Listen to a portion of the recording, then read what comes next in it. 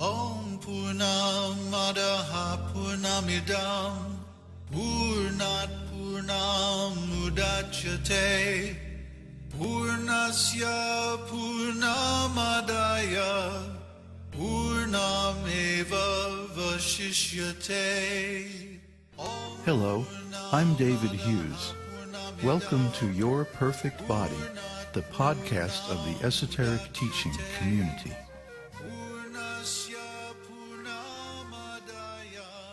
Today's selection is entitled Comments on Mantra 1.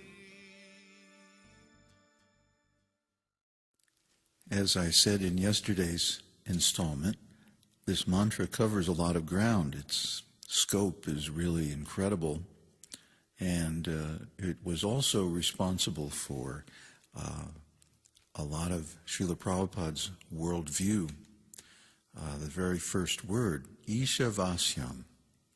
Isha means the Lord, or in this case, by the Lord. Ayam. Avasya means controlled. So, Īśopaniṣad, idam sarvam, this everything. Everything that we can see, animate and inanimate, visible and invisible, everything that exists in this world and in any other worlds or dimensions, all that, sarvam, yatkincha, whatever may exist, whether we can understand it or imagine it or not, jagatyam jagat, within the universe or outside the universe, everything that is animate or inanimate, everything that be, Īśopaniṣad, controlled by the Lord. The complete whole is aware of every part of his existence, just like we're aware of every part of our body. But his body is everything. So, yes, we're dealing in universal absolutes. This Sanskrit verse sets out for us. And so the scope of what's being discussed here is literally everything. And so it takes some time to wrap your mind around it. Now, when Srila Prabhupada first published this, remember it was back in the 60s, 66 or 67. And of course, the whole revolutionary movement, counterculture movement was in full swing at that time. And so Prabhupada was preaching that this one word, Īśopaniṣad, and then especially the rest of the mantra, Īśopaniṣad, idam sarvam, yatkincha, whatever, jagatyam, jagat, everything, everywhere. Īśopaniṣad, controlled and owned by the Lord. That was Prabhupada's interpretation. And he, in his mind, that justified preaching on the platform of theocracy. That the Vedic system, Vedic culture, means a government controlled by religious principles. Now, we may like that or we may not like that idea. Certainly we've seen enough abuse in Kali Yuga of power in the name of religion. And so Prabhupada also instituted, or attempted to institute, a democratic system of an electoral system whereby there would be feedback, ultimately from the congregation of the temples, on the quality of the leadership. Unfortunately, that proposal by Srila Prabhupada was voted down and a different system was instituted, which was not so much in harmony with the times. But Prabhupada's idea, Īśopaniṣad, was in tune with the time, and it was a very popular, very powerful idea that allowed ISKCON to influence a lot of people in the counterculture. But these days, what is needed to say Īśopaniṣad is to see this as a fact. we don't need to do anything about it necessarily. It's just the way things are. Isha avasyam. He controls everything. Remember the 1000th holy name of the Lord, sarva-praharanayudhah. Here's that word again, sarvam. Sarva. It appears in this verse too. Ishavasyam idam sarvam. Sarva-praharanayudhah. He can take anything and use it as a weapon. For example, Balaram killed Romaharshan Sutta with a blade of grass. So he can do anything with anything.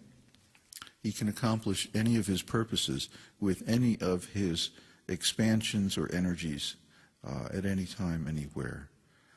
That's the omnipotence of God. So yat kincha. Yat kincha is sort of like whatever, whatever there is. Jagatyam jagat. Jagatyam jagat is another phrase that's sort of like everything, everywhere, everybody, in any condition of life, is controlled by the Lord. That's just a fact. Yeah, you could base a whole political movement on it. You could base a whole religious movement on it. Or you could just realize it. And then the next syllogism that descends from that idea is tena tyaktena bhunjita, that you should accept whatever you're given by him. That means what we receive in this life, the conditions and circumstances of our life, and the things that happen to us are already predetermined by our karma, to a greater or lesser extent. Yes, by spiritual practices we can certainly soften the impact of our karma. Prabhupada said that a lot of things we experience in dreams are actually things we would have to experience in life were it not for the fact that we were doing powerful spiritual processes that release us from so much karma. So the chanting of the holy name and things like that, they may not have a direct physical effect, but they have a spiritual effect. So you have to just do these things and find out. There's no way to really convey the power of, the mantra or the holy name or the Vedic knowledge. But if you see things in terms of it, this releases you from so much anxiety, because now I don't have to worry. I know that the Lord has set apart something for me. Maybe it's not what I would like to have or what I would covet, but it's certainly adequate for me. If I just accept it, then I don't have to struggle, because whatever I get in life is coming to me by my karma from my activities in my previous life. And what I do in this life is going to determine what I receive in my next life, in my next embodiment. So I had better prepare an embodiment for myself in the future that is the highest quality that I can afford to pay for in this life. That means I should do as much devotional service, as much spiritual activities, as much chanting, as much of the 9 devotional processes, chanting, hearing, remembering, serving, and so on, that I possibly can, and create as many impressions in my mind of spiritual existence so that in the next life I can go to the spiritual world. And then he says, Ma gridha kasya svidhanam. Don't be greedy to covet the possessions of anybody else. Now, this is the very next shloka after the invocation, which describes the fullness and completeness of God. So if God is complete and full in himself, then all of the things that he emanates or creates are also full and complete in themselves. That means there's also a complete arrangement for the maintenance of those created beings, those emanated energies, okay? They're all complete in themselves as well.